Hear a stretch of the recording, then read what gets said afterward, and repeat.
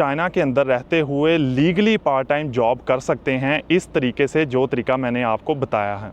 में हम लोग बताएंगे कि चाइना के अंदर स्टूडेंट्स पार्ट टाइम जॉब कर सकते हैं कि नहीं। वो वाले बंदे जो कि चाइना के अंदर पढ़ते हुए अर्निंग कर रहे हैं या अर्निंग करना चाहते हैं, तो ये वीडियो बिल्कुल आपके लिए ही है। अभी हम लोग चाइना के अंदर जॉब्स की बात करें ना, कि स्टूडेंट्स जो हैं वो कौन कौन सी पार्ट टाइम जॉब्स कर सकते हैं, तो उनमें से पहले नंबर पे जो है वो अच्छी और क्रेडिबल जॉब जो है, ये चीज़ें बहुत ज़रूरी हैं जो कि एप्लीकेशन के साथ अटैच करनी है और एप्लीकेशन में क्या लिखना है आपने।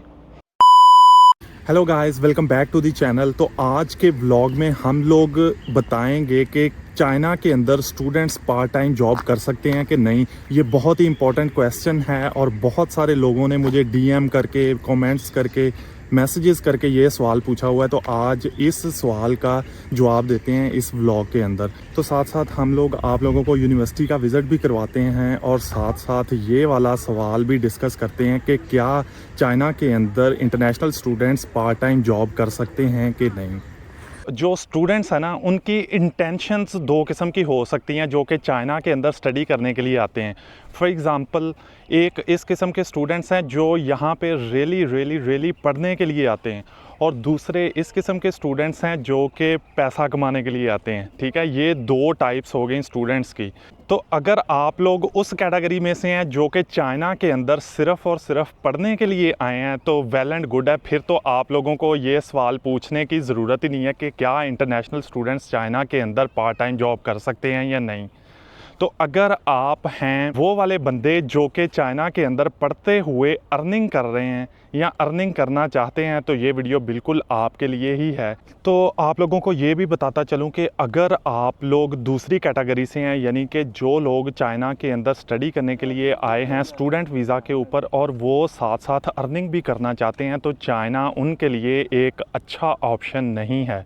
अगर आप स्टूडेंटशिप के साथ साथ अर्न भी करना चाहते हैं या पार्ट टाइम जॉब करना चाहते हैं, तो बेटर है कि आप लोग ऐसा कंट्री सेलेक्ट करो जहाँ पे लीगली आपको अपॉर्चुनिटी फ्राहम की जाए और आप लोगों को लीगली अलाउ किया जाए कि आप पार्ट टाइम जॉब्स भी कर सकते हैं। तो उन ऑप्शन में से आप लोगों के पास अमेरिकन स्टेट्स हैं, यूरोपियन स्टेट्स हैं, और ऑस्ट्रेलिया एक ऐसा कंट्री है जहाँ पे वो लीगली आप लोगों को अलाउ करते हैं एज आ स्टूडेंट कि आप पार्ट टाइम जॉब सर्च कर सकते हो।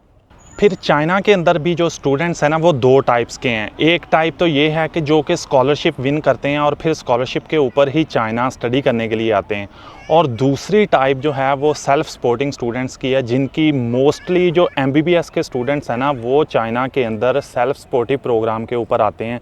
और वही ज़्यादातर चाइना के अंदर इंटरनेशनल स्टूडेंट्स की जो ज़्यादातर स्ट्रेंथ है जो कि पार्ट टाइम जॉब कर रही है, वो एमबीबीएस स्टूडेंट्स की ही है चाइना के अंदर। क्या रीज़न है कि चाइना के अंदर जो लोग एमबीबीएस करने आते हैं वही ज़्यादातर पार्ट टाइम जॉब्स को ढूंढ रहे होते हैं? इसकी भी एक बहुत ख़ास रीज़न है। आप लोग देखो कि जो लोग सेल्फ़ सपोर्ट प्रोग्राम पे आते हैं, वो फॉर एग्ज़ाम्पल अगर एमबीबीएस की बात करें ना, तो एमबीबीएस का ख़र्चा जो है वो चाइना के अंदर दूसरी डिग्रीज़ के बनिस्बत बहुत ज़्यादा है। तो इस वजह से एमबीबीएस स्टूडेंट्स क्या करते हैं कि वो कोशिश करके उस ख़र्चे को मिनिमाइज़ करने की कोशिश करते हैं और पार्ट टाइम जॉब्स ढूंढ के उससे कुछ ना कुछ अर्न करके पे बैक करने की या सेव करने की कोशिश करते हैं, और अपनी फ़ीसेस, ट्यूशन फ़ीसेस और यूनिवर्सिटी फ़ीसेस वगैरह का जो जुगाड़ है ना, वो करने की कोशिश करते हैं। और इसकी निस्बत जो स्कॉलरशिप वाली कैटेगरी है, वो इतना को एनफ अमाउंट स्कॉलरशिप से हासिल कर लेते हैं कि उनकी जो लिविंग एक्सपेंसेस है चाइना के अंदर रहते हुए एज आ स्टूडेंट, वो बड़े अच्छे तरीके से फुलफ़िल हो जाते हैं। अभी हम लोग चाइना के अंदर जॉब्स की बात करें ना, कि स्टूडेंट्स जो हैं वो कौन कौन सी पार्ट टाइम जॉब्स कर सकते हैं, तो उनमें से पहले नंबर पे जो है वो अच्छी और क्रेडिबल जॉब जो है वो है इंग्लिश टीचिंग की, कि आप किसी ना किसी किंडरगार्टन के अंदर किसी ना किसी होम ट्यूशन की सूरत में चाइनीज़ बच्चों को इंग्लिश पढ़ाना शुरू कर दें। फिर इसके साथ जो सेकंड कैटेगरी आती है वो है किसी लैब में आप काम कर लें। फॉर एग्ज़ाम्पल, चाइना के अंदर ये बहुत कॉमन है कि आपका प्रोफेसर आपको अपने प्रोजेक्ट के अंदर एज अ लैब असिस्टेंट रख लेता है, या रिसर्च एसोसिएट रख लेता है और आपको कहता है कि आप उसका एक्सपेरिमेंट कंडक्ट करते रहो लैब के अंदर, और वो आपको अच्छी खासी अमाउंट पर मंथ के हवाले से वो पे करता रहता है। तो ये हो गई दूसरी कैटेगरी। और तीसरी कैटेगरी जो कि सारे स्टूडेंट्स चाइना के अंदर जो आते हैं वो बड़ी लाइक करते हैं एज आ मॉडल, यानी कि मॉडलिंग करते हैं लोग, फ़ोटोशूट करवाते हैं, फिर कमर्शियल शूट करवाते हैं, फ़िल्म के अंदर एज आ एक्टर काम करते हैं। तो ये सारी जो कैटेगरीज़ हैं वो मॉडलिंग के ज़ुमरे में आ जाती हैं या मॉडलिंग की बड़ी कैटेगरी के अंदर आ जाती हैं। तो इसके बाद अगर बात की जाए, कुछ स्टूडेंट्स जो हैं मुख्तलिफ इंटरनेशनल एक्सपो होती हैं चाइना के अंदर, तो उसके अंदर भी जाके पार्टिसिपेट करते हैं एज आ वॉलंटियर।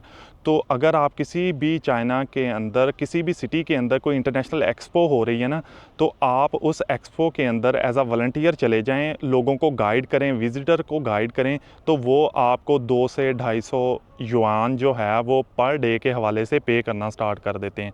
चूँकि एक्सपो के अंदर वॉलंटियर की कोई लॉन्ग टर्म जॉब नहीं है, एक्सपो ज़्यादा से ज़्यादा 3 दिन होती है, 5 दिन होती है, बस ये पार्ट टाइम का जॉब वाला कॉन्सेप्ट है। तो बस ये वाली जो पार्ट टाइम जॉब है ये साल में 2-3 मरतबा जो है वो मुख्तलिफ जो बड़े सिटीज़ हैं वहाँ पे अवेलेबल होती है। चाइना के अंदर इंटरनेशनल स्टूडेंट्स के लिए जो पार्ट टाइम जॉब्स मैंने बताई हैं, अगर इनके अलावा आपके माइंड में कोई पार्ट टाइम जॉब है चाइना के अंदर इंटरनेशनल स्टूडेंट्स के लिए, तो आप कमेंट बॉक्स में आके वो लिख सकते हैं। अगर आप चाइना की किसी भी यूनिवर्सिटी के अंदर स्टूडेंट हैं ना, ऑलरेडी स्टूडेंट इनरोल हुए हुए हैं और चाइना पहुंच गए हैं, और आप लोग चाहते हैं कि आप लोग पार्ट टाइम जॉब करें, तो इसके लिए परमिशन लेना पड़ेगी। और परमिशन का भी एक तरीका है। परमिशन आपने किस तरह लेनी है कि आपने कंसर्न्ड यूनिवर्सिटी के ISO में एक एप्लीकेशन रजिस्टर करनी है। ये चीज़ें बहुत ज़रूरी हैं जो कि एप्लीकेशन के साथ अटैच करनी है, और एप्लीकेशन में क्या लिखना है आपने। फॉर एग्ज़ाम्पल, अगर आपने एप्लीकेशन देनी है ISO को, मैंने यहाँ पे पार्ट टाइम जॉब करनी है, तो ऐसा तो मुमकिन नहीं है कि आप पहले सेमेस्टर में आएँ चाइना में और पार्ट टाइम जॉब स्टार्ट कर दें। ये तो नामुमकिन सी बात है। नामुमकिन क्यों है? क्योंकि चाइना के अंदर रहते हुए आप लोगों को पहले तो लैंग्वेज सीखना होगी। चाइनीज़ लैंग्वेज जो है one of the toughest language in the world है। उसके बाद ही आप पार्ट टाइम जॉब कर सकते हैं चाइना के अंदर। तो फॉर एग्ज़ाम्पल, आपने सेकंड सेमेस्टर में ये डिसाइड किया कि आप लोग पार्ट टाइम जॉब करेंगे, तो सेकंड सेमेस्टर में आप लोग एप्लीकेशन लिखेंगे ISO को कि मैं पार्ट टाइम जॉब करना चाहता हूँ, मेरे फर्स्ट सेमेस्टर का रिज़ल्ट ये है, और मेरी पार्ट टाइम का मेरे स्टडीज़ के ऊपर कोई असर नहीं होगा, लिहाजा मुझे परमिशन दी जाए कि मैं पार्ट टाइम जॉब कर सकूँ चाइना के अंदर रहते हुए, ताकि मैं अपनी स्टडीज़ को सपोर्ट कर सकूँ और अपने लिविंग एक्सपेंसेस जो हैं वो पार्ट टाइम जॉब से बियर कर सकूँ।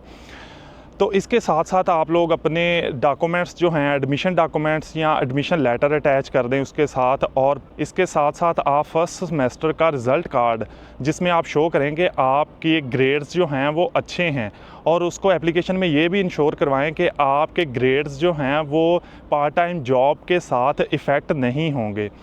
तो ये एक तरीका है जिससे आप अपनी ISO को एप्लीकेशन देंगे, और ISO जो है फिर वो कंसल्ट करेगा लोकल जो उस शहर का या उस सिटी का जो एंट्री एंड एग्ज़िट सेंटर है, या एंट्री एंड एग्ज़िट सेंटर को दूसरे अल्फाज में इमिग्रेशन सेंटर भी कहते हैं। तो आम तौर पे हमारे केस में ये हुआ था कि एंट्री एंड एग्ज़िट सेंटर के चंद नुमाइंदे हमारे यूनिवर्सिटी में आए थे और उन्होंने एक सेमिनार कंडक्ट करवाया था, और ये सारे का सारा तरीका जो है जो मैंने अभी आपको बताया है, ये उन्होंने उस सेमिनार के ज़रिए हम तक पहुंचाया था कि अगर आप चाइना में रहते हुए पार्ट टाइम जॉब करना चाहते हैं तो आप ये वाला तरीका अडॉप्ट करो।